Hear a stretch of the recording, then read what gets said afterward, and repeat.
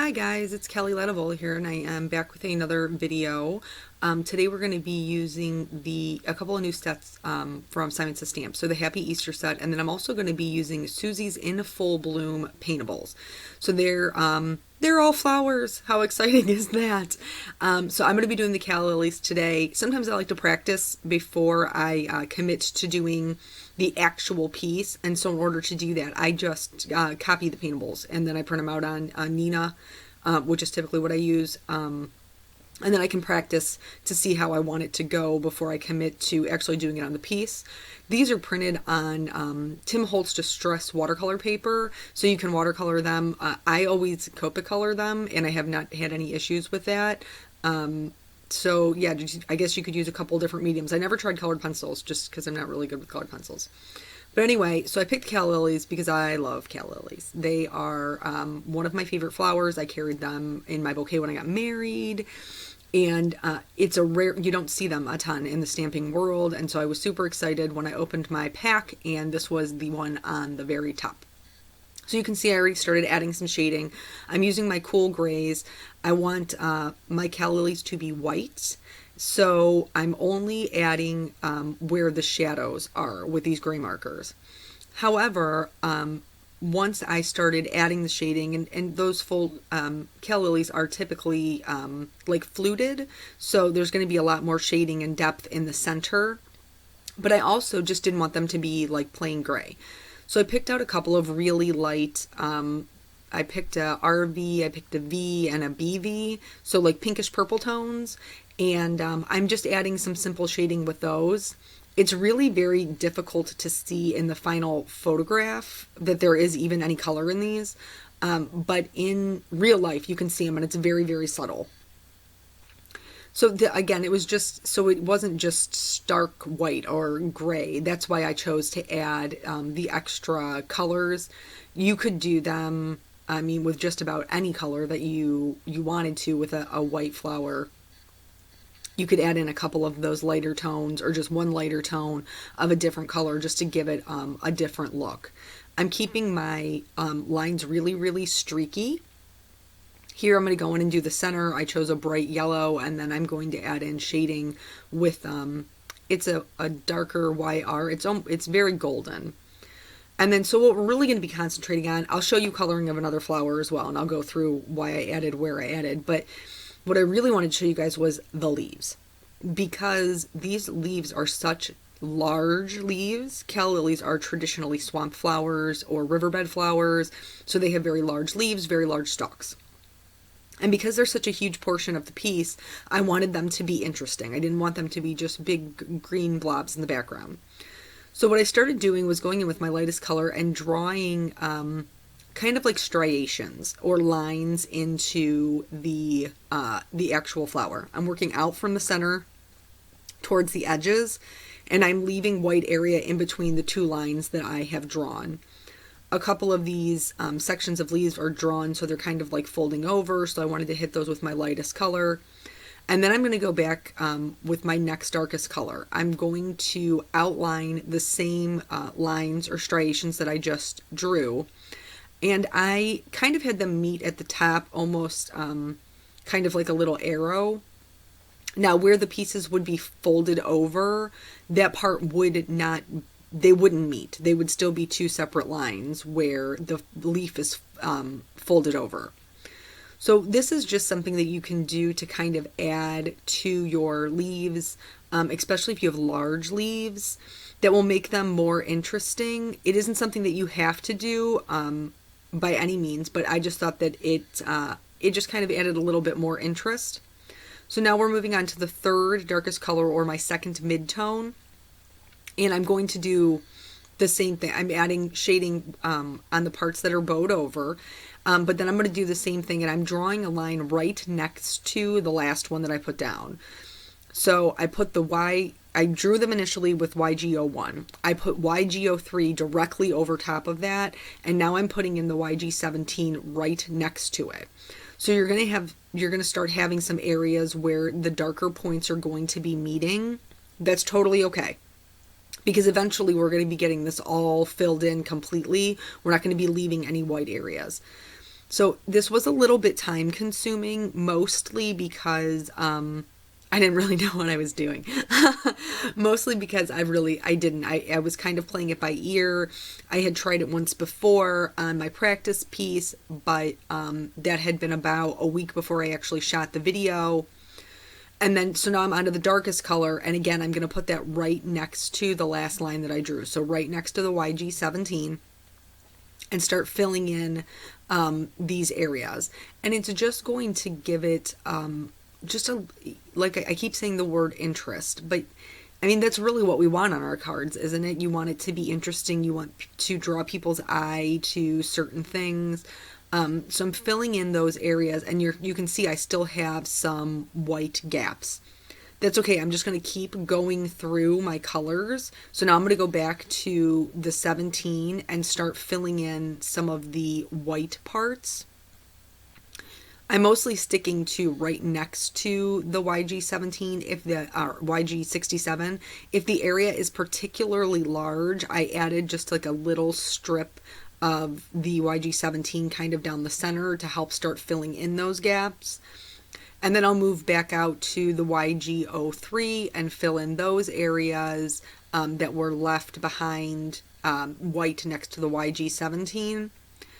And I did show you the entire coloring of the leaf just because it is just a little bit more involved, I guess, so you could kind of see it from start to finish if this is something that you wanted to try in your own project. So I filled that all in, and then the last thing I'm going to do as far as just broad spectrum over the whole leaf is I'm going to go in with that YG01 and start filling in the areas that I had originally colored those lines in. Some of the darker areas where maybe it wasn't blended as well, I did kind of go over the whole thing with the YG01. So this looks like I'm happy with the way that the striations look, but there isn't a whole lot of depth to it. It's a very kind of one note. So I'm going in and adding in some shadows with my YG67, and then I'm going to add that directly to the center and kind of feather out some strokes from the center of the leaf to make it look more inverted, so that the leaves are flowing out from the center. And then the stem in the back here, I'm going to make just a little bit darker. I didn't feel like I got enough depth, so I tried with a C3. That wasn't dark enough, so now I'm going to go in with a C5 and add in just a little bit more depth. But everything that I'm putting down just keeps kind of like soaking into the paper, and it just feels kind of very one notish. So I went to the darkest green that I had in my collection, which was a G28, and finally I hit the jackpot. Finally, this I felt like was dark enough and gave me enough contrast that the leaf really did look inverted. And again, just using short feathering strokes away from the center. I also did the shadows on either side of those stems. And then for the flower, the last thing I'm going to do is go back in with my YG01. There is typically some green that grows into the base of a calla lily. And so I wanted that to be present because it would be in real life, but I didn't want it to be super bold. So I just picked a couple of colors, a C1 and the RV, and just kind of went back over that. The next thing, so I colored the other leaf, and sometimes when I'm coloring, I have a really hard time staying in the lines. Like, I know, this is not kindergarten, but sometimes my copics, I'll get too close to the line and it'll bleed a little. So I just always have my colorless blender there to kind of help me out. Using a colorless blender, you want to push the pigment back to where you want it, so away from the white area and into the colored area, and then let it dry in between applications. So I wanted to show you another flower. This one, since it is more folded in on itself, will just be slightly different. I'm keeping the same flicking motions. I want it to be streaky.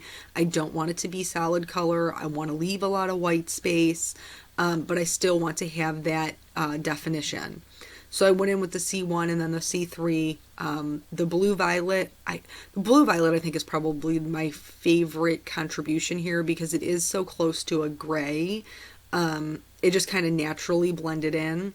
And then from where the petal is kind of bent over, I'm adding some shading from the top as well. I'm going to go back in and again add that YG01 just so that there was some green growing in there.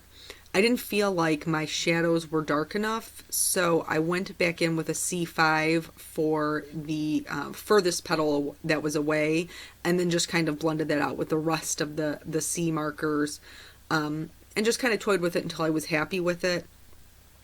I did not, I did the rest of the coloring, and then I still felt like it needed something, some sort of depth. So I'm just going back in with the C5 here and making sure that I have really good shadows so that my flowers still look white, but that they still have depth, because you don't want them to be flat. That's not how, was not my intention for coloring it. So I'm adding just in some shadows around where the petals are folded over and they would cast a shadow. I always color everything as if my light source was in the top right-hand corner. So then the shadows would be to the left. If you wanted to reverse that, if you wanted your light source to be in the top left, then your shadows would be to the bottom right. It's just your own preference. Mine's just always top right. So then once I was happy with the way that that was colored, I decided I was going to move on to the background. Since I have white flowers, I wanted to add just a little bit of a pop of color to the background. So I went in with a B00 and then a B quadruple 0. I'm going to outline everything. So it just kind of gives the illusion of this soft blue background. I'm doing everything with the B00, and it's just good. I don't know. I feel like it helps make the colors pop a little bit more than what they normally do if you just leave the background white. Those, because I have the white flowers. Now, Calla Lilies do come in different colors. I could have chose to color them something else, but traditionally they are white, and so I wanted to do that, the traditional coloring.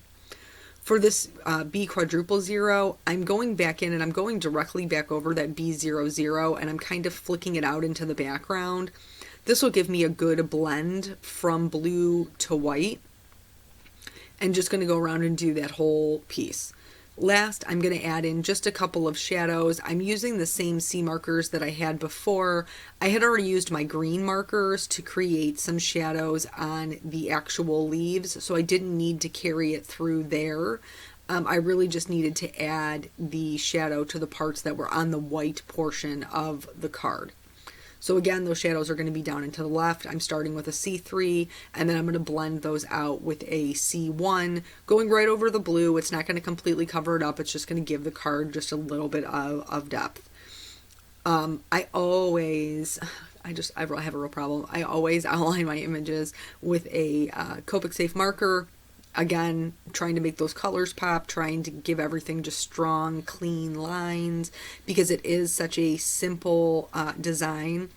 I mean, really, the way that Susie's drawn these, they're full card front pieces. There isn't really a whole need to add anything but a sentiment to it. I'm using my Mini Misty to add my sentiment. I chose the Happy Easter one. Lilies are, I guess, traditionally, they're, I pair them in my head with Easter, so I thought that this would be the best sentiment for it. I stamped it in black Simon Says stamp ink, and then I'm just going to outline that sentiment with a white gel pen so that it pops off and doesn't get lost in the black printing. The last thing I did was add some clear sequins, and then that completed the whole card. These are so great for just like sitting and not having to think about it and just coloring pretty things. So I hope that you guys enjoyed it and that you learned a little bit of something, and I will catch you on the next video. Bye.